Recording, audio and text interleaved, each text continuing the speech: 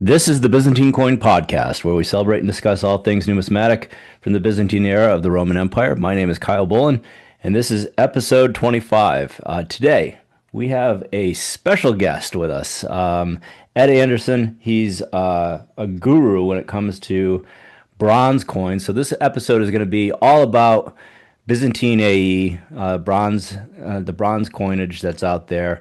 Ed has been, he's one of a core group of people that we always talk about coins, but anytime I see a bronze Byzantine coin that I'm interested in, I mean, he's the first person I bounce it off of, and he's helped me a lot. So, Ed, excited to have you on the show. Welcome, and excited to talk Byzantine coins. Yeah, man. Yeah, happy to be here. Thanks for inviting me on. Long time watcher of your show. Really appreciate being here. Love what you do and spreading the good word. So yeah, trying to No, expand.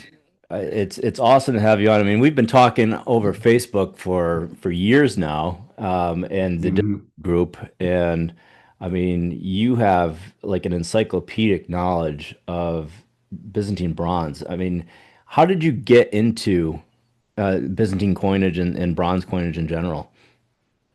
Yeah, I mean, everyone has their story. With Byzantine, it was kind of just happened through it. I was an American collector, kind of like you were for Yeah, years.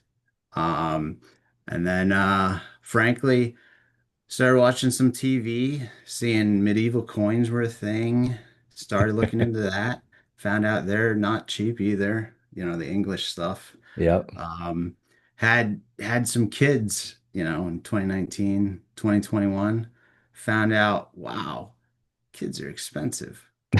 Not surprising, but they certainly are. So that disposable coin income kind of, to stay in the hobby. It's like, okay, what am I going to do here? I can't be spending $1,000 every couple weeks on one new shiny thing. Yeah. So, couple coin groups came up. I started listening to Robin Pearson's podcast, History of Byzantium, which How good if is you, that? I mean, it's amazing, oh, isn't it? yeah. And I mean, he's got 340 some episodes or something right now, and it's just calming to listen to. Um, But yeah, some coin groups started on Facebook. Byzantine coin group started in late 21, and then a coin cleaning group, I think Dave Rifkin started that in early 22. And I found out you could clean coins, low grade bronze coins, and started with a couple LRBs. I bought some from wherever, eBay or something, and thought I did a good job cleaning these things. They can only cost a few bucks. Uh, and I posted online and go, guys, look how good I do. One of the first comments was, wow, you may as well throw that right in the trash. I was like, what? I was shocked. Um, but then I found out, well, Byzantine coins are ugly already, and you can buy those too. Yeah. And let's be honest, they are. Like, well, call a They spade a they can spade. be, yeah, for sure. I mean, they're So not as nice as Greek or Roman when it comes yeah, to colors. yeah. Well, everyone's looking at those LRBs and they only want the EFs or high VFs or something. So to have a little smashed up thing, a bronze Byzantine, as long as you're getting some details out of it, revealing the details, people are thrilled. So I started cleaning those in late 22, well, mid 22, and just continue with that, and then started to learn and learn. And the type of job you and I have where we're kind of sitting by a desk and we have an Right. opportunity, it just allowed me to keep going with it and meet other people, learn stuff, and grow. And that's really been it. I mean, I've been at shows where I'm literally looking through dealer stock and I'm sending you pictures and being like, dealer wants 350 for that, and you're like, yeah, that's worth about 100. Or, or I send you a picture of another one and you're like, yeah, you need to buy that right now. And Hmm. and you've been right on, right? And my sort of first experience with Byzantine bronze, I mean, I bought a coin off of V coins, and I'd done a lot with gold already. Hmm. And it was a Leontius that was overstruck with a Tiberius III, and I Yeah. got it, and I remember I felt like I paid a couple hundred, like maybe even $300 for it. And I got it, and like a week later, I'm looking at it, and the patina is coming off, and there's bronze disease all over it, and these huge plumes, and I'm like, oh my God, I'm way over my skis on this stuff. So that was sort of my like experience that I really need to sort of have a little bit more knowledge on this before I start to go through this. And I've been trying to acquire that as I go. And like I said, Definitely. you've been super helpful with that. But like I said, I've been at shows. I literally send you pictures, and you're like thumbs up or thumbs down on things. Hmm. So I appreciate it. But so today we'll go through and we'll talk about bronze. It's not a strength of mine, so I'm looking forward to learning from you. I'll let you take over, and we can go through and talk about some of the coins you wanted to highlight, if that works. Sure. Yeah, that's awesome. All right. Yeah, and I'll definitely say, Kyle, your eye, I think taking it from um the gold and the quality you have there and the eye you have onto some of the bronze you have lately is amazing. The pieces you're coming up with. Thanks. Kudos. No, I mean, I'm really getting into the bronze coinage, and gold is becoming, well, it's gotten so expensive. It was always sort of expensive, but it's gotten bananas expensive now, and so it's tough to find stuff these days. So I'm starting to focus a little bit more on some of the other coinage that's out there. So I'm excited to learn for sure and go through things. Awesome. Yeah. So yeah, I put together a little PowerPoint for us. I don't know if it's good or bad or helpful. I think everyone might learn something. Um, I stole a format readily made off from Microsoft, so Yeah. just stick with me. Um, grab some pictures. These are all from my Numis Vault, which is a fantastic website. We can talk about it a little bit. I know you've jumped on there Yeah, too. you turned me onto that too, and for sure, it's a great website. Yeah, so just figured we'd yeah, let's have a journey here. So there we are. Um the agenda today, why collect bronze? What's the appeal there? Why stick with that over other stuff? I mean Byzantine in general, but specifically bronze. Some basics on attribution. There is so many coins out there. I think people get overwhelmed with really any ancient, but learning how to look at coins, read coins, tell what it is, I think that's critical for the appreciation and evaluation of anything. Um, how to collect bronze coins, just what their paths or what's the different ways you can do it. Um, a discussion that I think a lot of people on Discord we have is where to buy. Where do you Yeah. get this stuff? And how do you do it in a manner that you're not throwing money out the window? And and that's a shifting landscape for sure, right? I mean, it's Mm, yeah, it absolutely is, yeah. yeah, Um, and then trouble areas, kind of what you just mentioned there, of where's the pitfalls in these things, and there are pitfalls. It's at times safer to collect other areas, and that was something I had to digest as I moved from American coins to Byzantine bronze. Am I shooting my foot off by putting all my focus over here? So, knowing you're not doing that, it's rather important. Um, so why collect bronze? What appealed to me is, bronze are the coins that regular people are using. Um, this is what they were paid. These were meant for day-to-day transactions. Uh, the value, all these things of the value of an item. What did it cost? What did this coin here buy? yeah. Did it get me a glass of wine or whatever? I think it ties you a bit closer to the history, um, rather than gold coins, which were tax money, I guess, and paying Yeah, tax. and to that point, I know that for certain emperors, the exchange rate, it was sort of an unwritten rule. You don't mess with the gold coins. You keep Right. those pure and they're always going to be what they are, right? But with the bronze, you could chisel a lot of money, in the exchange rate, Hmm. as to what actually added up to a gold coin. I know, the reforms of Anastasius tried to codify that and change that, but it seems to have changed emperor to emperor, right? As far as Hmm. what a 40 Numi was worth, or how big they were or how small, right?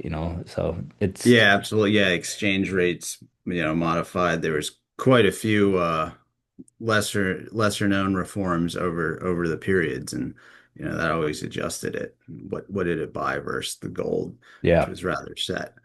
Um, so yeah, definitely something interesting there. Um, so another reason why do we collect it? They're cheap.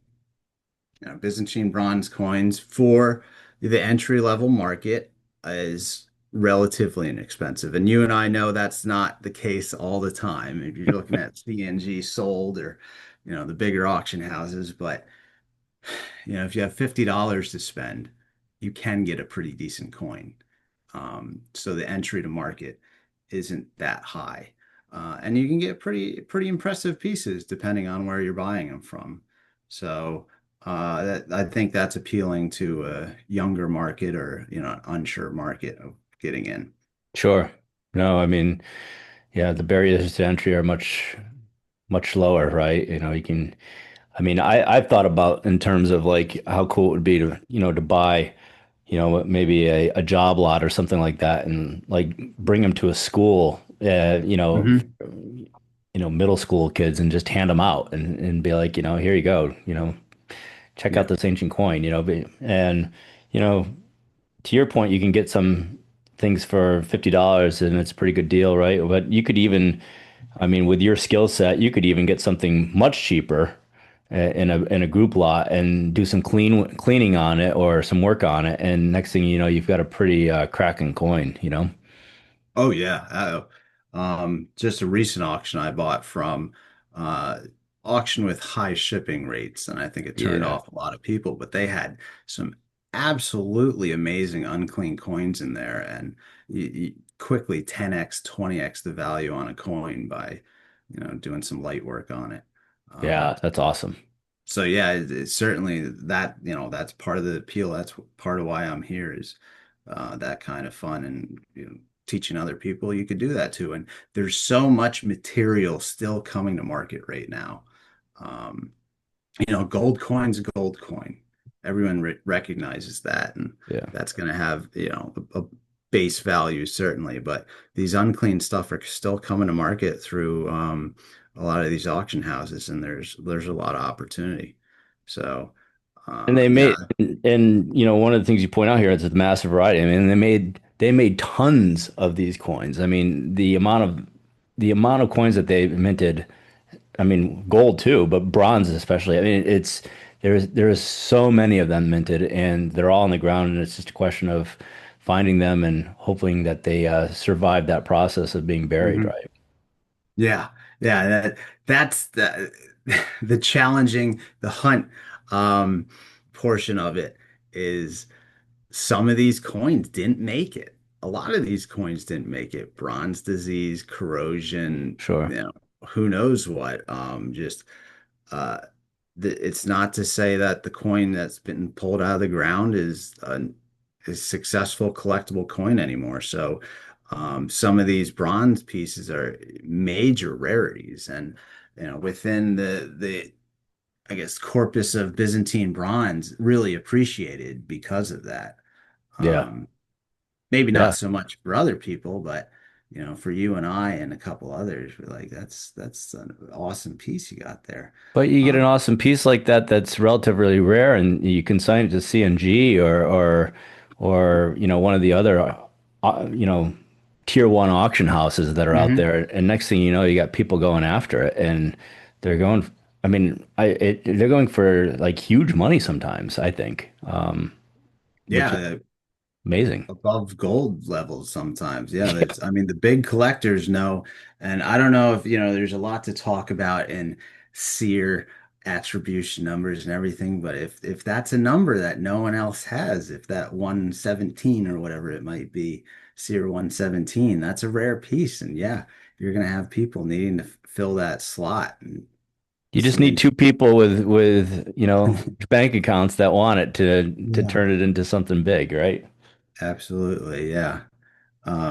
But at the same time, though, for the more common stuff, it's an unappreciated sector. So to get yourself your first 20, 30, 40 coins, you don't have to be spending the big money, and you can get a pretty nice set of throughout the empire until you get too late when it gets pretty pricey again. Yeah. But you get a nice 1,000 years and a variety on that. They're not all looking the same. My big thing is, yeah, you might have been the same way. Morgan Dollar collector. Oh boy, it's got a little mint mark there on it. That'll make it worth 30 times what the other one does. Now, these coins look different. They're different sizes, they're different colors due to patina. So, you visually get some appreciation through that rather than a bunch of denarii with almost the same exact thing again and again. It's funny when you bring up Morgan dollars. I mean, I remember a time where, a Carson City Morgan dollar would just fire me up, and I was so excited about it. And now it Mhm. just feels like, prosaic. It's like I just it's so boring to me now. And I understand, it's important to a lot of US collectors and stuff, but Mhm.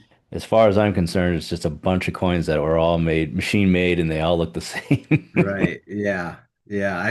Yeah, I was right there too for a while, but then you get into this and you're like, wow, actually you can have right. I think the worst of it was I collected the full Franklin set. Okay.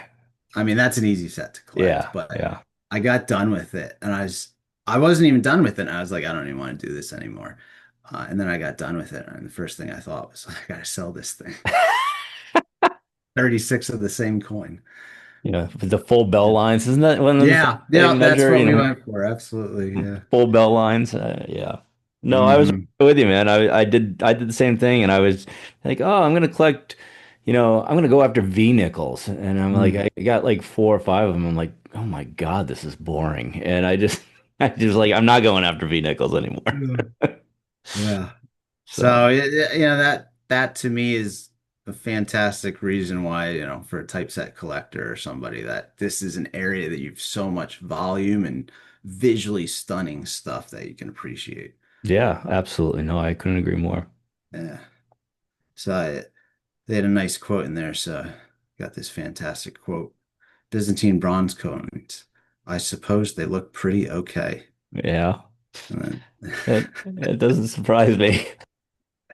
I thought it I was, get I the don't same know. for gold too. I mean, I think I said it once on one of the other podcasts. I said I went to a dealer at a local show and he's like, "Oh, hey, what do you collect?" And I'm like, "Byzantine gold." And he goes, "Really?"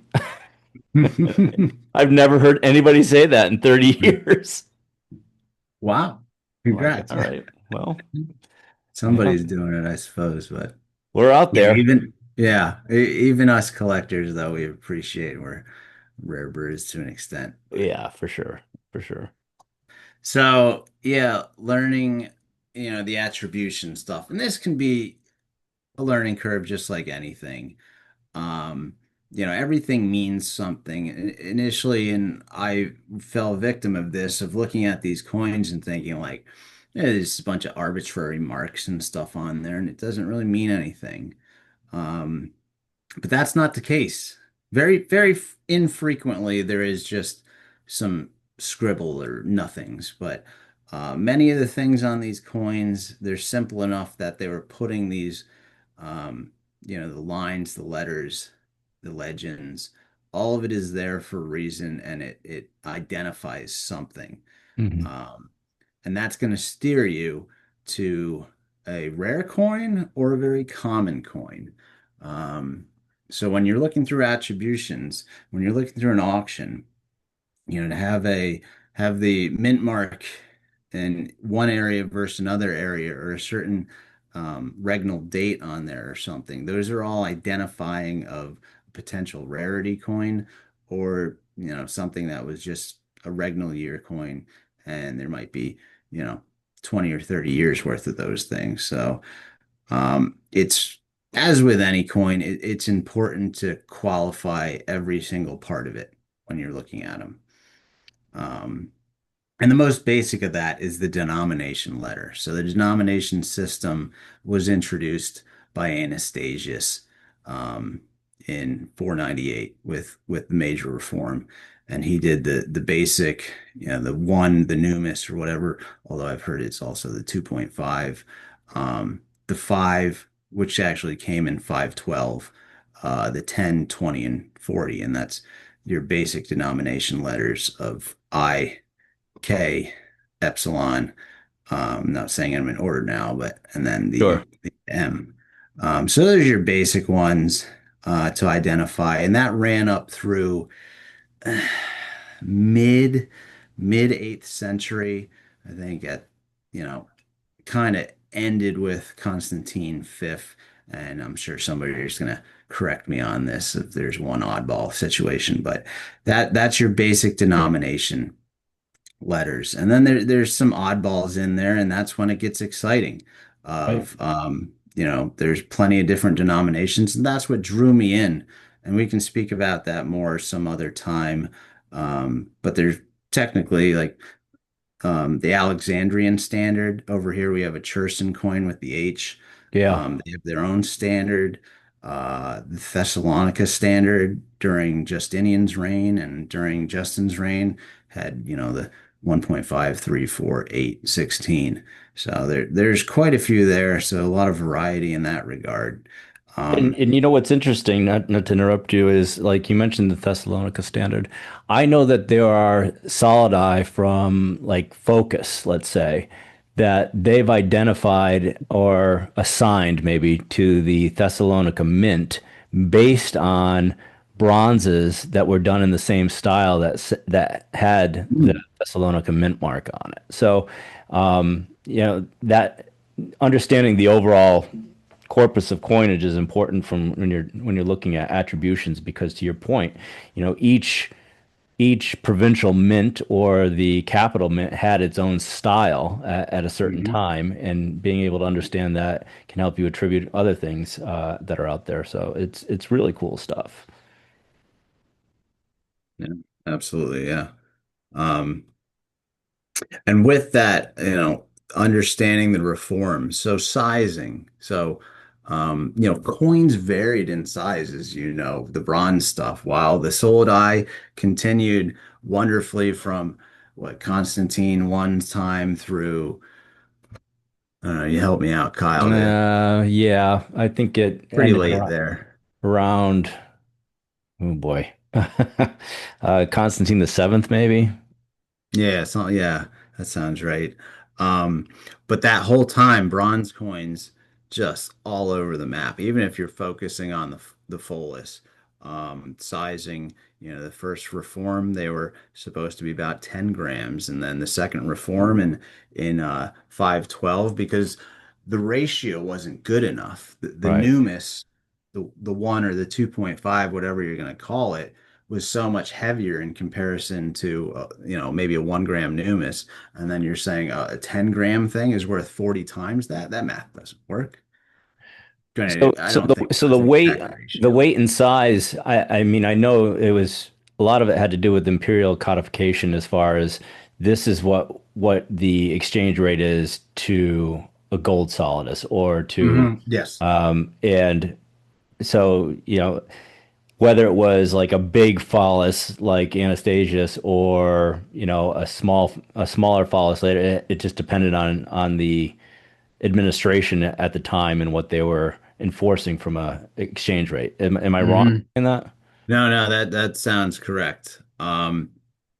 Although then it was driven by the people to say we need to reform this. So in Yeah. 512, they sized up all the coinage.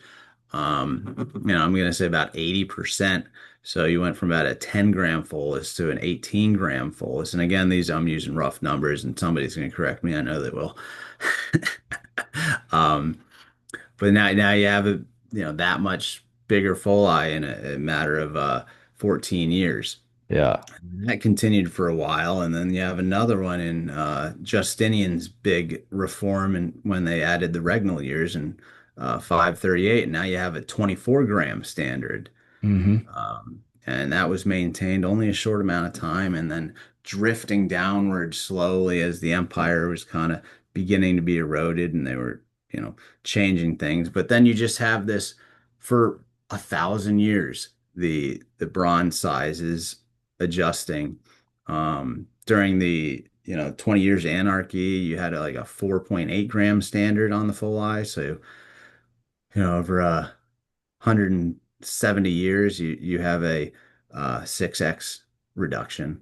And I think that's why some of like Constantine the Fourth did a big um Hmm. a big phallus He and did. changed things up. But I think that's why they're so rare is because right after him, they went back to a smaller standard, and most of the big ones were melted down to make smaller ones. Right? Is the theory, I think, right? Yeah, actually all the cut coins Yeah. that exist, yeah, for that 20 years anarchy, they took those big 17 or 18 gram full from C4 and they just chopped them up and they turned them into I guess half full eye. Right. So yeah, there was a lot of that, and yeah, it just tells a story through the history of the empire and how well it was going for everyone, and then you see it really dropping off. Not to continue on during Constantine V's reign, full eye were being minted at 2.5 grams Yeah. on a regular basis, and then you have the upward trend again, back to 7, 8, 10 gram full eye, and then all the way to the big stuff again at Basil II's reign with the A2 Anonymous, 15, 20 gram full eye again. So it just this huge story throughout the empire. I think it's so interesting, and it kind of holding the coin tells you a little bit about what it must have been like at that time because of what the coin looks like. Yeah, absolutely. No, I couldn't agree more. And these are great examples that you have on this. It's awesome. Hmm. So resources, and you did a fantastic job. You told me so many books I had no idea even existed. Um, on the yeah, you did. Yeah. Fue, there's one I've never Yeah, heard I mean that. he does mostly gold, but boy Yeah. is he detailed. He sort of picks up where MIB sort of left off, right? I mean, there's a slight overlap, but for the most Mhm. part, yeah, he's awesome. Yeah. But And so the standards for us brawn guys, I have to say, Seer, you and I have talked about this. yeah, I mean, he's not great, but boy, is that system he's got pretty good. And the quick citation of a type. Granted, it's not going to have every type in there, and sometimes he stuck too many in the buckets, but that's how a lot of websites, that's how we're talking online. yeah. That's the way the standard person communicates. And that's how most auction companies are attributing them too. I mean, Right. a lot of auction companies don't even use the other resources. They just throw a SEER number there and it's slabbed and they move on, right? So, Yeah. So yeah, you're looking past auction records and everything. I mean, whether or not you want to use it, that's what we're stuck with. So yeah, um, we got to appreciate this. However, in the last few years, I'll say since joining the Discord channel you mentioned to me a couple of years back, um, appreciation of Hans MIBE for yeah. bronze is amazing. And I got at least one of the books myself in, physical copy. And there's a lot in there. It far exceeds what a lot of other references have. So if you're really going to get deep into bronze, um, I think you need to read and appreciate Han MIBE or MIB.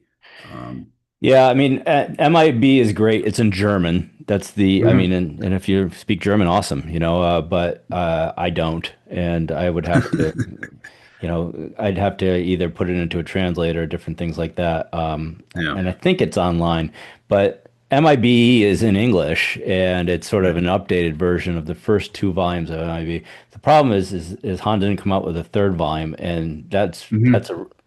that's a really sort of it would be really nice if he did with an updated thing. But to your point, yeah, they do excellent. He did excellent work on both the gold and the bronze, and they're great resources to have.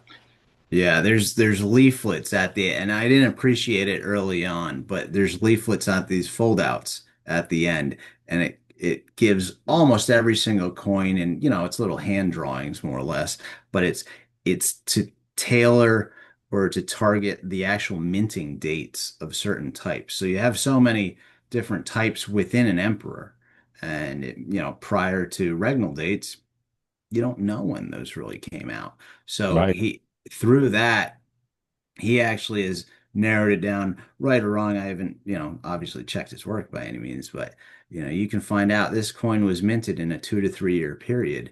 And I think that's really helpful and interesting to further nail down, timelines for I certain agree. stuff. I agree So completely. so nothing to good but good stuff to say about him. Doc, Dumbarton Oaks, the 9 volume set available online. If you, if you can afford and you want the print copies, there they are. There's Yeah. a lot of good information in there.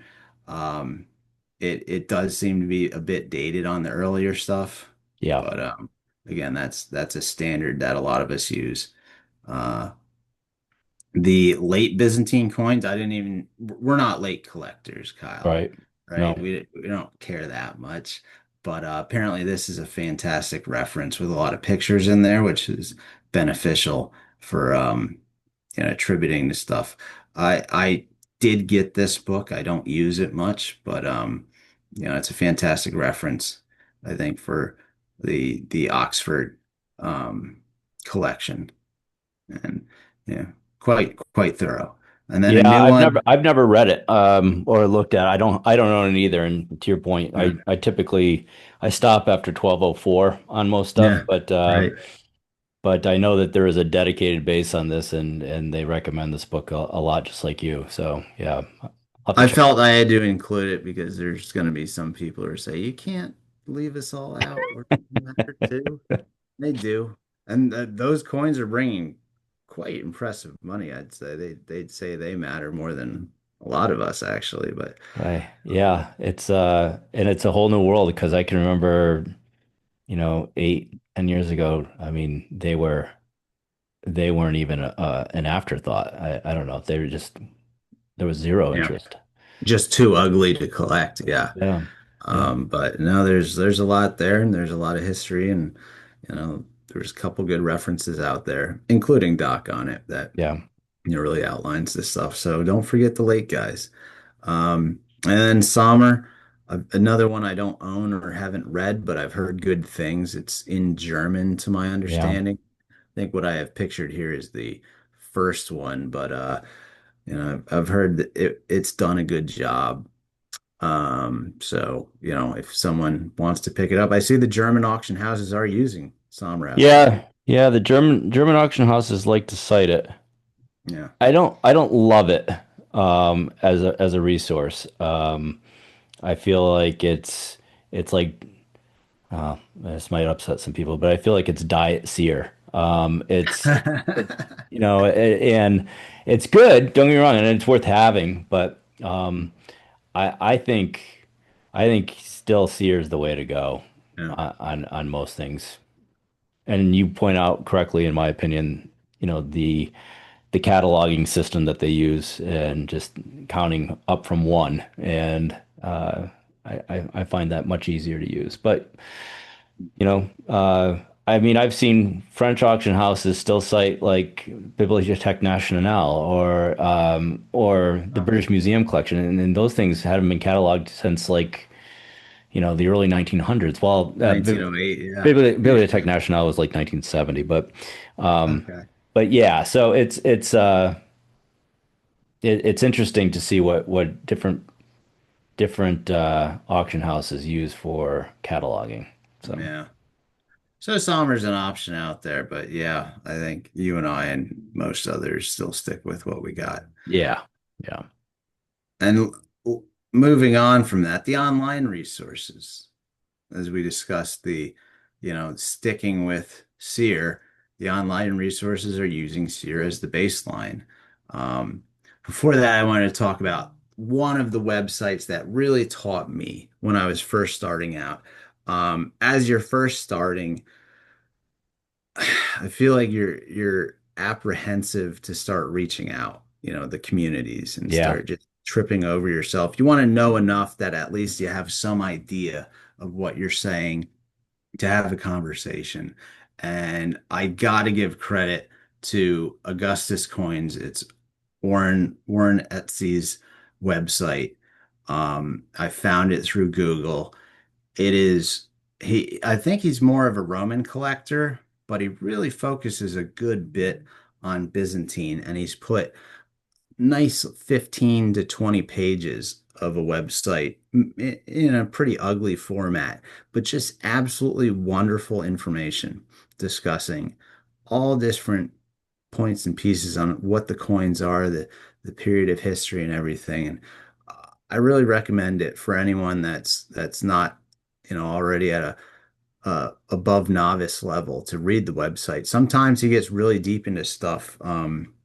Anastasius, well, more so Justinian Antioch. He has a wonderful webpage on that. Church and coinage, he gets really deep into that. So, a fantastic resource to get your feet under you, which I think any collector, and he focuses only on the bronze stuff, really. That's cool. I'll have to check that. I don't know if I'm familiar with it, so I'll have to definitely check it out. But it's great information because you want to sort of, if you're interested in this and you want to sort of figure out how you're gonna, carve up the whale at a piece at a time. It's just, knowing where to get started is so important. hmm Yeah, so a fantastic spot, and I'd spent a good couple weeks reading that website before, I started playing the game a little more. Um, so another awesome resource, Coco Sears catalog. We all know her as Spanish Galleon on eBay.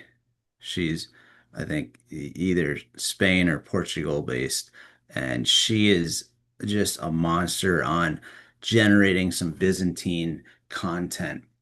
Um, about a year ago, I think she was putting out uh, YouTube podcasts on the coins, on Byzantine bronze coins mostly, and we've Yeah, been I saw some talking. of them. They're really good.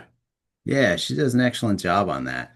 And then more recently, we were discussing another website down here, Labarum, that isn't quite nicely updated for seer attribution. So she decided to take it on herself, and I don't think she's publicly launched it yet, but she's spent a lot of work on a seer website that has every single coin, um, which is a rare thing. That Obviously, Sear, one of the big arguments there is he only took pictures of every 10th coin or 15th coin. Right. Well, she has pictures of every single one, or at least that's her objective, and she's doing a great job working toward it. Oh, that's So, awesome. maybe we can post, yeah, her, you know, the IP address there, which links you to the website. And I've been using it for the last 2 months a lot, and it's fantastic. Yeah, you know what I can do is in the notes when we post this to YouTube, I can just I can I can grab these from you or pull them up and just post the links in the notes so people can go to them and use it as a reference. That, I mean, because it's awesome, really Yeah, is. strong suggestion on that. And obviously, another one right here, Labarum, might be pronounced wrong. I don't know if you use this a lot, Kyle. Anytime you message me or someone messages me and goes, "What's this coin, Ed?" I have some knowledge on them for sure, but a lot of times I'm going to one of these websites and using the knowledge to dig through pictures. Say, okay, it's a 1214 or whatever it is. Yeah. So Labarum is an excellent website for that. It's been around a while. It's got quite a number of pictures per coin, although it's missing quite a few. And the owner is Ukraine based. And he's openly mentioned a few years ago due to the, obvious conflict going on. He's not updating the website anymore. Yeah, he's So got some more important things to deal with, I'm sure.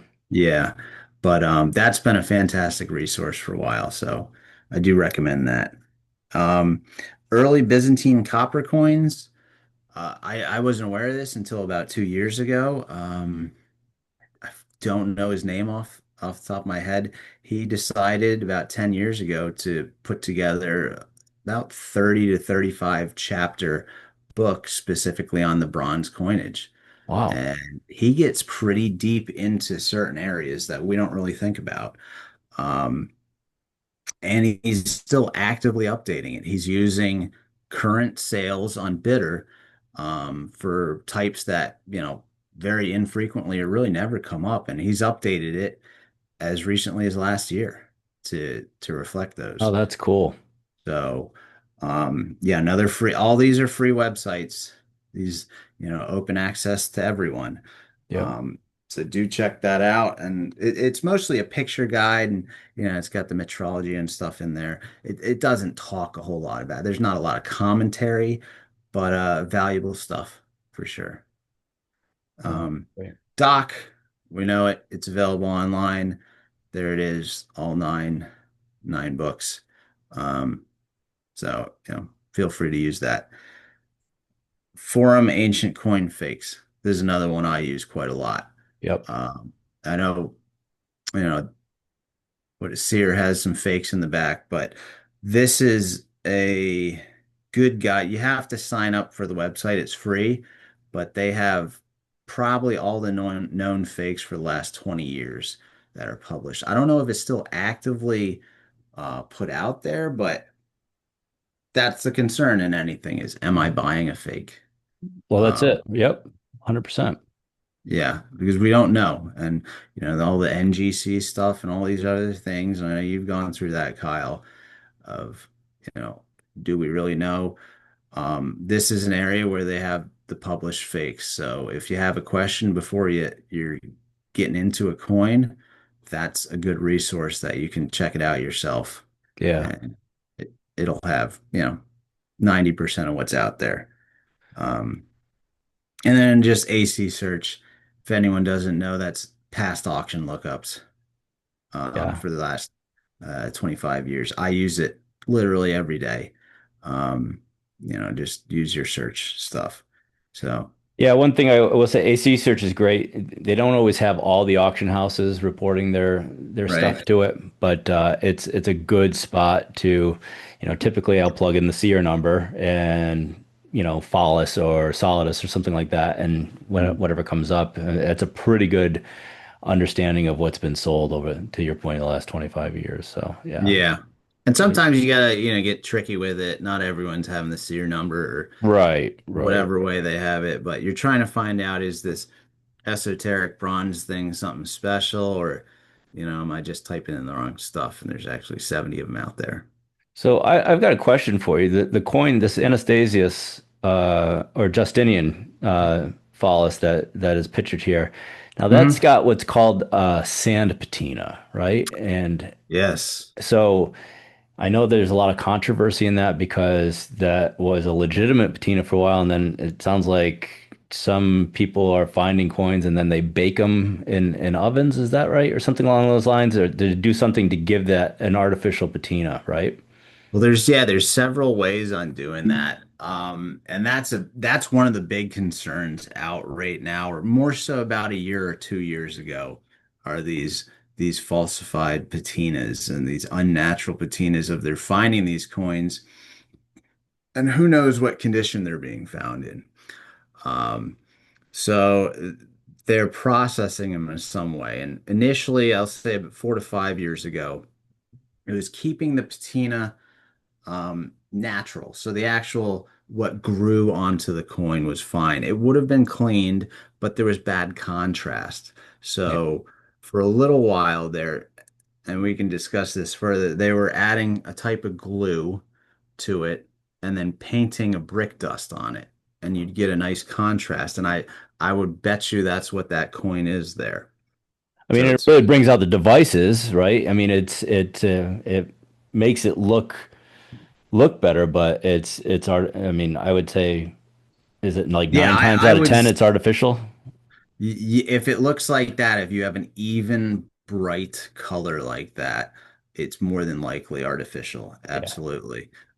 You're looking, some of these you can look at under microscopes. You don't want to just dip them in acetone to test it out. Obviously, if it comes right off, it's fake then, but Yeah. now you kind of messed up what your coin was. So I've found on those in a few cases where so look at it under a microscope or a loop or something, and you can find little pebbles in there, little quartz or whatever it might be. And that's a good identifier. That's actually a real thing Okay. because the brick dust is going to be extremely, extremely fine and even, and it's not going to have any of that stuff in there. So that's without kind of molesting the coin at all, way you can check on that, kind of verify it. Interesting. Okay. That's good. Yeah. Good to know. I had no idea. Yeah, we can talk about that a little more in a second here. All right. So those are the online resources. Um, how to collect. I don't want to belabor this too long right now. Getting long-winded already. You can collect the emperors, you can collect the mints. I think mint collecting, frankly, is more fun than emperor collecting. Um, I think people get excited about the Western mints Yeah. or the African mints or something like that.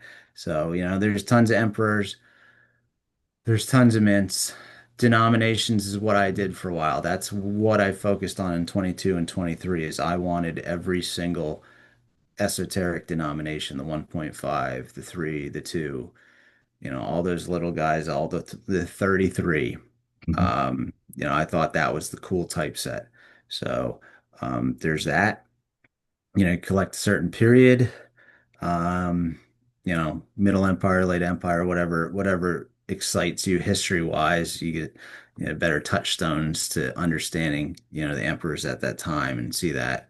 Um, a lot of people, the Byzantine light or the Byzant not even light, but just adjacent, the religious collectors. Yes.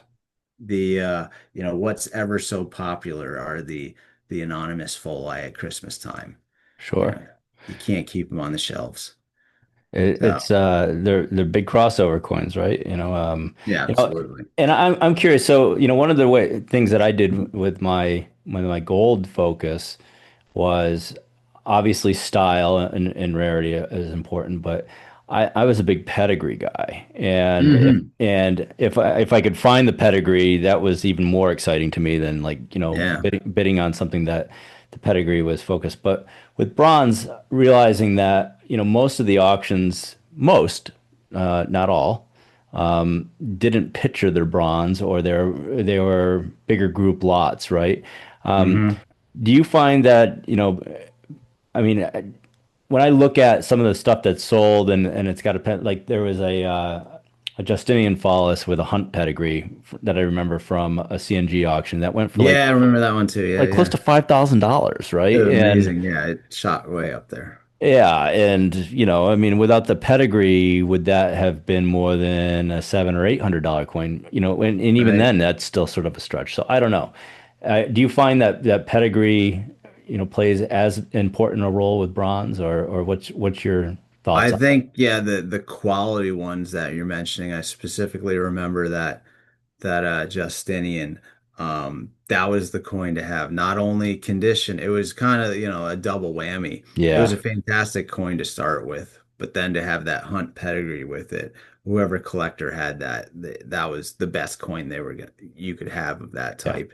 And so, there's, I think somebody had like a Ratto coin or something. If you can confidently attribute a bronze coin, which, yeah, as you mentioned, very rare to have right, them plated. Um, if you can confidently attribute that to a certain auction or something, I think there is, and it's the large auctions that are commanding that, sure, certainly. Um, but I actually didn't put it on here purposely because most of the auction houses aren't, outside of the big ones, the top tiers, they aren't even mentioning it. Or even if they do mention it, someone from '05 pedigree type thing, if you know what I'm talking about, they yeah, don't send the tags or anything with them. So you right, never right, know. Like right. you told me it was going to have something, and here it shows up with nothing.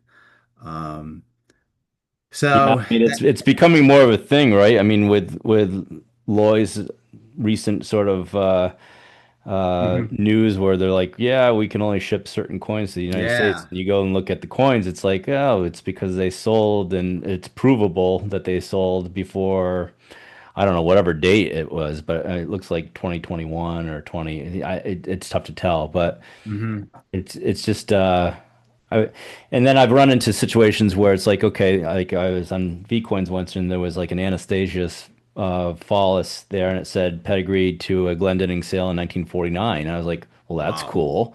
And Wow. I looked up the sale and it was a group lot and there's no pictures. So Hmm. I'm sure they weren't lying, but there's no real way to say for sure that's the case. I don't know.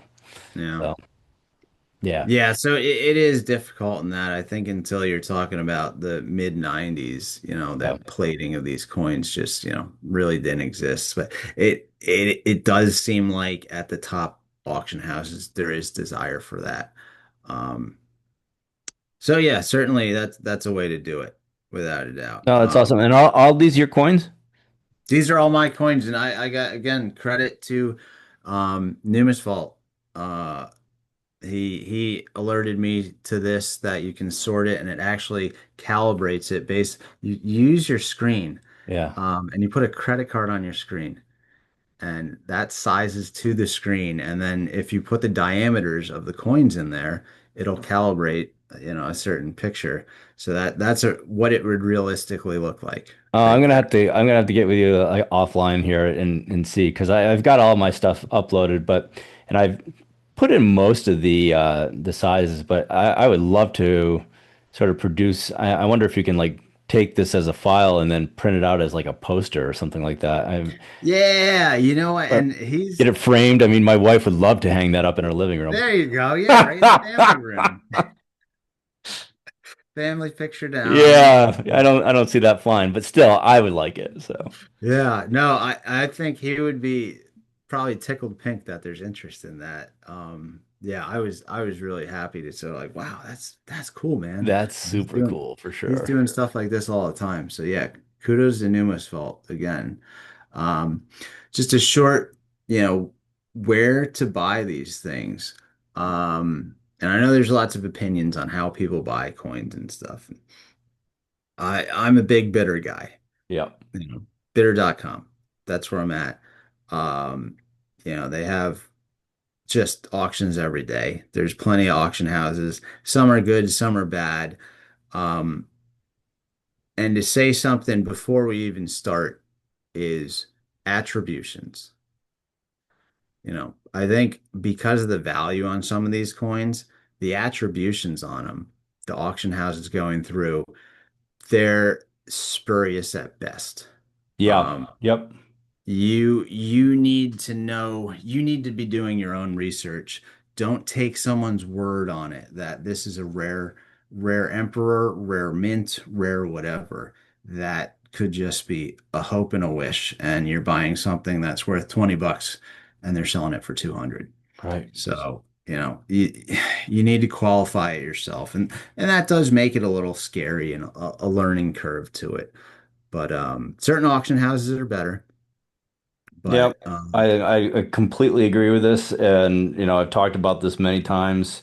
It's a trust but verify scenario, right? And I mhm, can't tell you, even major auction houses having misattributions, NGC mhm, misattributions, and putting the wrong pedigree on things or different, I mean, and yeah, we're all right. human, and I guarantee you there's nobody in the world that cares more about Byzantine coins than you. And as an auction house person that's pushing through all sorts of material, they only have a finite amount of time to sort of to do what they can do on things, right? Yes. Yeah. So, Yeah, there's lack of knowledge. I mean, you don't fault the guys on it. I don't no, think anyone's doing it purposely. But yeah, they don't know if that coin's going to sell for 20 bucks. Like it can't be 10 minutes of their time for that. So correct. Yeah. just I don't want to go through this word by word, but these are the ways to do it. There's benefits, there's drawbacks. My big recommendation and is buying off bidder, but you must considering the value of the coins. We're not talking gold. you're not in for 500 or 1,000 bucks a coin. You might be buying a very inexpensive thing, and shipping internationally or even shipping domestically is quite expensive these days. So making sure you're either qualifying the cost of a purchase if you're buying online, of the shipping, or if you can put together what we call a box of multiple auctions worth and shipping it at once. That's the big one I'd say for the auction houses. Yeah. And then everything else has its own benefits, um, different ways to buy and sell. But there's plenty of ways to do it. But I think the experts say you buy at auction. Yeah, and I know a lot of those auctions where it was easy to get the stuff over here, and then recently I've seen a number of them. They just don't want to be bothered with the hassle of shipping to the Hmm. U.S. anymore. Hmm. Yeah, because they're not shipping through major shipping brokers or whatever. They're just throwing it in their normal post, and it's causing all sorts of problems.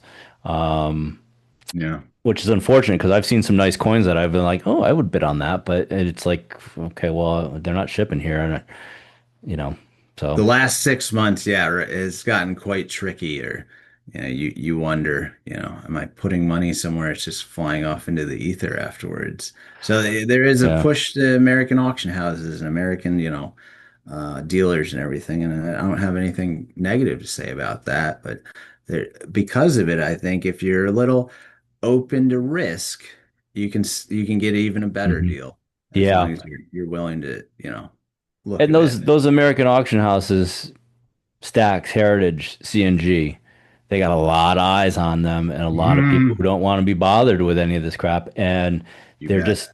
And I think the prices are sort of reflecting that a little bit. I mean, that and some of the dollar weakness, but um, it's just easier, right? Mhm. So yeah, So yeah, yeah, all things to consider, in the end, make your own choice. But yeah, it's ways to do it. Trouble areas. So the yeah, stuff we kind of highlighted before. And I picked a few I thought were trouble areas, and I see we're getting a little long in the tooth already, Kyle. I'm sorry. it's okay. I could talk about this all day, so it's no big deal. Um, Stripped and modified coins. Again, a lot of this new material, these lower end auction houses, they're getting stuff from, I'd assume, Turkey, Syria, all those places. And I'm saying like the earthquakes that happened in 2003, there might be a reason that all this stuff, they're digging up the ground for the first time in Yeah, 100 right. years. Um, so all this I stuff's imagine the proliferation of metal detectors as well. I mean, absolutely, yes, I gotta yes. imagine, people are just like, I can go out in my backyard and scan around and find ancient stuff. Maybe I'll get lucky and I'll find something, expensive. Yeah, that has to be the mentality right now. So we're just seeing stuff coming through left and right. And they're not collectors, it seems. They're just trying to get the stuff through. So some of these are being processed. The ones to really watch out for, and I'm not positive on that top coin with the obvious green stuff, which is bronze disease. Hmm. That might be a real coin, how it came out of the ground. But that bottom stuff, those little pentanumies Hmm. like that, and they're all blackish like that. So what happened to those is they were dumped into some kind of acid bath or some kind of tumbler or something, and it just completely removed the patina, stripped it down to nothing. And then they add some black, like powder coat almost to them. And then on top of that, they'll put the glue on and then they'll put the brick dust on. And that's Hmm. what a lot of coins, at least in the last 2 years, have been coming through. And for a common coin, you can qualify it. If that's a 101 or a 104, and you gotta have it, okay. That's the one that's available right now. Right. But if it's a common type, you really gotta say, do I want to buy something? I mean, you go back to American collecting and someone breathed on it wrong, you might as well throw it in the trash. It's It's amazing, no isn't it? no. Yeah. So, while these are ancient coins and you can clean them and everything, do you really want to strip down and re fully repatinated coin? And if it's a common type, no. No, I think you pass and you look for something better. Um, And that's what these two other coins are too, is you can see that they have an odd even hue to them with a little bit of copper sticking through. Hmm. And what that is LOS, liver of sulfur, repatination agent. So they just smear this stuff on and it just turns black in seconds, honestly, or it can be on there for a while. And then they wipe it off and it tends to flake off over time. So you get some of the copper bits sticking through, but that's a stripped coin. It shows detail a little better, but as you handle that, it might fall off on you.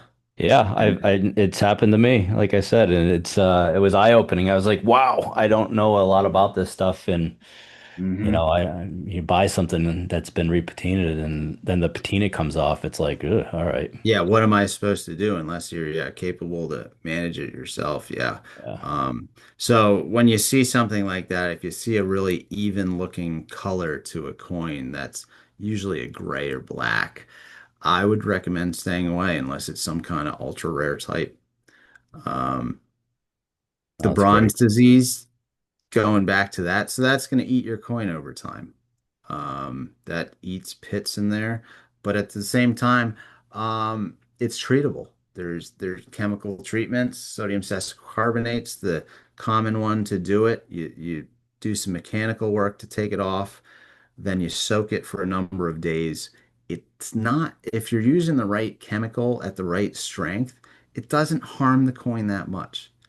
And then you can, well, you can either leave it as it is, or you can use some repatination agent and kind of even it out to get yourself a good coin. And then do you have a nice coin that you bought at a real discount? Maybe. Or you just stay away. It's your call. Um, so there's benefits and negatives with the bronze disease. How far has it gone along? And then, gold coins, silver coins even don't really have this, but bad strikes. These coins were just slammed through. Why buy a coin and kind of the one here with the portrait destroyed? Why buy a common coin that you can't fully appreciate the artistry behind it? Yeah. Don't just check the box.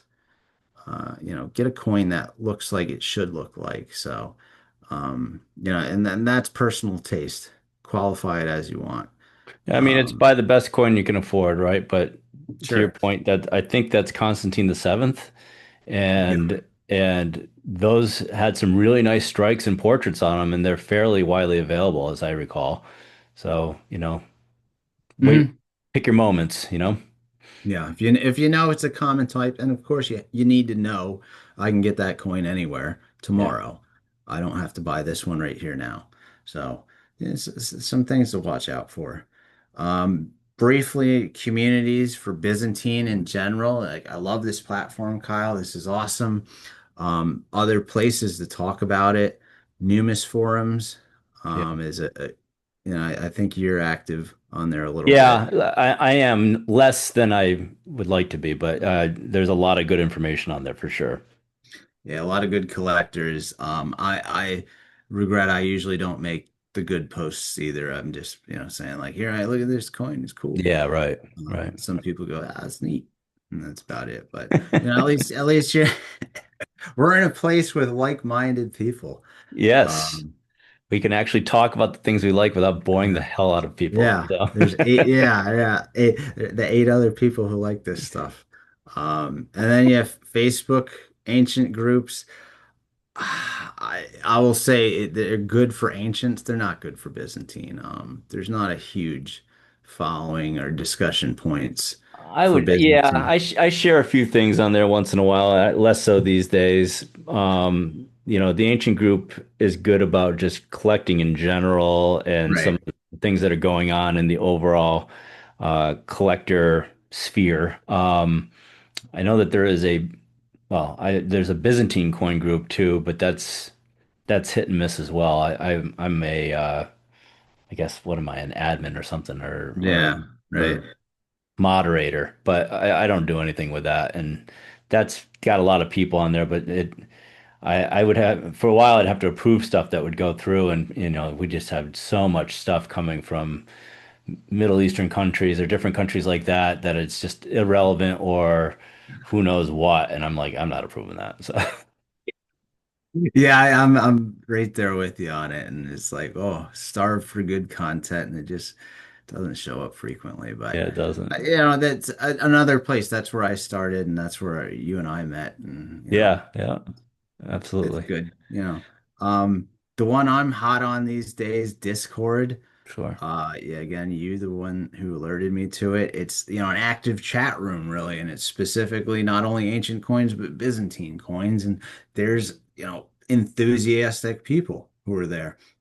Yeah, We're talking. there are some very, very smart people on Mhm. the Discord server, um, and to your point, enthusiastic. I mean, I can go like travel like 6 or 8 hours or something like that, and I go on Discord and they're like, "Oh, you missed 180 messages." I'm like, "Whoa, okay." I mean, Yeah. so you got to go back through it and look at it, but it's a great resource, and you and I talk on there, and Sam Cowell got me into it as well, and he's been on the podcast, and he got me into it, but there's just a group of really really dedicated and smart people, and you build relationships with these people, and then you get a coin and you bounce it off of them, and it's like, what do you think of this? And we're all sort of as a community very much into helping each other where we can. hmm So Yeah. it's nice. Yeah, absolutely. Yeah. And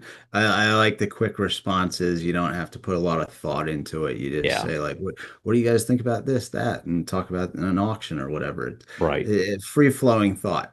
It's more natural, I think, than a lot of these things. So, Less of like than posting on Numis forums where, yeah, and there's typically less of a lag time too. Usually you post something, somebody's getting back to you pretty quick. right. Yeah. Yeah. So anyone who's not there, yeah, this Discord stuff, I suggest it, check it out. Reddit, there's a small growing. Sam had a pretty good Reddit group for a while, and I met my two buddies, uh, Don and Paul, on Reddit, and then I migrated them to Discord actually. Okay. Um, but there's a new one that I guess Sam got locked. So we made a new one 3 or 4 months ago, and that's it right there if you want to participate. Yeah, Uh, I've never really done Reddit before. Um, I know that there's a very active overall coin community on Reddit. yeah, the And ancient coin one. Yeah. I know that Sam is involved with L5 and they're working on building that as a community site as well. And with some of the stuff that he's putting out and articles that he's researching and doing. So Mhm. that's another one I'd add to this. And then you turned me on to Numis Vault, and I really dig Numis Vault. I like Coin Cabinet IO as well. Mm, It has a lot of the uh, right. same functionality as well, but Numis Vault seemed to have a much more active Byzantine community. Yeah. Yeah, I'd say so. Um, so yeah, do check that out. I mean, Coin Cabinet, I never dug too deep there, but that could be a fantastic one. But yeah, so and anywhere we can gather together and appreciate our stuff, it's go for it. Absolutely. Um, I just want to give a quick list of my favorite auction houses. Oh yeah, what do we got? Now the top one there, Soul Numismatic, Vasa. I gotta say, he's the GOAT for Byzantine bronze. Um, Where are they based out of? Are they in Germany? Slovenia. Slovenia. Okay. Yeah, and he has auctions about every 3 or 4 weeks. Um, 100 offerings, and the stuff he's putting out is rare upon rare. Oh, that's awesome. Small stuff, bigger stuff, but it's mostly only bronze. And he'd actually is the one of the guys who pulled me into it from the Byzantine group on Facebook, I think, for his third auction. He was like, why don't you check this out? And he posted a 3 Numi, and I was like, what the heck is that? He's like, check it out, see what happens. And that was really what started me back in early 22. So I can't compliment him enough. He's a wonderful guy. Um, you know, I'll say back when we could ship post, he used to charge $9 or nine Oh, euro for a shipment. and I would get the shipments and it said like 947. That so he was losing money on every shipment. And Wow. after five or six of those, he's like, okay, I got to raise the price to 10. Yeah, So, yeah. that's awesome. I really hope things get back to normal in the next couple of years and shipping normalizes and you can get these coins again. Yeah, that I mean that's really going to benefit the bronze community because again, we're only focused on cheap stuff and the shipping costs are a big deal. Yeah. New Mitra, another one. New Mitra's been around for about 2.5 years now. They're just pumping out material. He's amazing. He takes wonderful pictures. His attributions are not very good. I should say Soul's attributions are probably the best in the game. Numitras aren't that good, but that's the appeal to draw in people thinking they're getting a deal on something because it's misattributed. Right. So do check those out. Nomos, you know them. I know them. They're great. Uh, CNG, yep. can't, you know. I think Nomos and CNG are the best in the business. There's no doubt about it. You Yeah, know, I mean they're that's high-end tier material that one, yeah, expensive, bring your wallet, but it's going to be quality pictures if and you want a coin to forever keep in your yeah, your collection, you're getting it from there.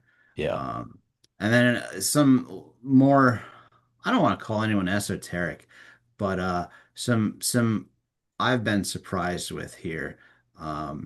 Ancient rarity coins, brand new on the game. Only their second auction, but their first auction was strong. Their second auction is also strong. Ancient rarity coins, they're out of Germany. Bay Numismatic, I believe they're out of Netherlands. They seem to have a pretty decent offering periodically. Um, and they're a bunch of good guys. Numisfits, I've heard they're a product of a past auction house, but I actually wanted to highlight some of their coins a little bit. They had a wonderful auction in December and bronze Carthage focused, and Yep. they seem to have offerings that are pretty solid all the time. Rex, they're newer on the game. All these auction houses not terribly well established within the last 5 years, but But they're they're not quote they're quote unquote, I don't want to say budget auction houses, but they have a niche where it's with lower end coins, right? And lower end coins, but they have surprisingly rare or interesting coins yes. on a frequent basis. And that's Yeah. why you're always lured back to, wow, they had an Anastasius too, or, you Yeah. know, Mike 3, or you keep saying, I got to keep looking. You can't look away. And that's a big one with Olympus and A&A. Um, People have opinions on them, but boy, oh boy, every single auction impressive bronze stuff. So you always got to you know, stick your head in there and see what they got. And then Biga and Numismad, they're, periodically interesting stuff. So it just, for any bronze stuff you got to look at every auction. I know that's Yeah. exhausting, but you know, do I check it mean, out. Don't, yeah, this is a great list. I think, the CNGE auctions, you'll typically see a good bronze offering. hmm Harlan Burke's buy bid sale, you'll see some interesting stuff. A lot of his prices, I think, are on the higher retail end, right? Yeah. But like in his most recent one, there was a whole bunch of like interesting bronze that they had, and I was like, I oh, I okay. was, yeah, pretty impressed by his most recent buyer bid, and the dollars on the coins weren't terribly crazy like they are at times.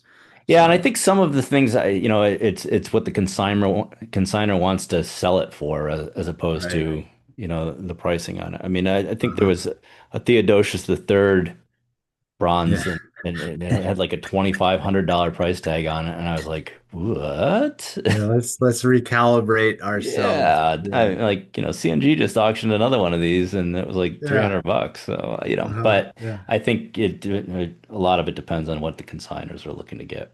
Yeah, absolutely. Yeah. But yeah, those everything, check out everything if you got time to check it out, with your morning coffee or late at night or whenever you can get to it, just give it a peruse.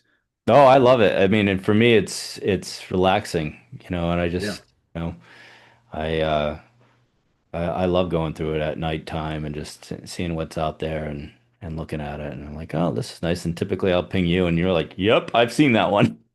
So, That's a good one. Yeah, you got the eye every time. I'm like, wow, Kyle picks them out as quick as I do these days. well, I don't have the funds. That's the problem. Yeah, no, that's yeah, isn't it for everyone, right? Yeah, I want to buy them Uh, all. yeah. So that's what I got there, and I stuck in some silver coins by accident. I apologize, Oh, but that's okay. Some Paleologan some late stuff. Yeah, so Raton. Yeah. that's what we got there. Hopefully Well, it was. this was just awesome. Thanks for putting this presentation together. And, this is, I hope, is a resource for everybody out there that's interested in Byzantine bronze and, maybe trying to figure out where to crack their way into it, right? And I Mhm. think this is a great guide that you put together, and your experience with it is second to none. It really I is. So, appreciate that. Yeah. uh, Yeah, and I mean we're normal people, reach out to any of us. I'm I'm happy somewhat to. normal. I mean, depends on who you ask, but Yeah, yeah, no, okay, fair, yeah, fair. But yeah, I love talking it. So I mean, yeah, I'm not hiding where I am. So I'm Facebook, all the places. yeah, and I think you'll find that of just about everybody in the community. If you're interested and you've got questions, even if they seem like, simple, I should be asking AI questions. I find that the community is always very, very happy to Mhm. oblige with answers and it is very welcoming. So it's a good thing. Yeah, yeah, Good thing. and the more the merrier. Yeah, Absolutely. yeah. I mean, we part of the reason for this podcast is one for my own sanity, so I could just talk about what I like and not have to worry about it. I mean, I'm not really looking to grow it and get likes and ads and stuff like that, but it's just more, it's almost therapy for me.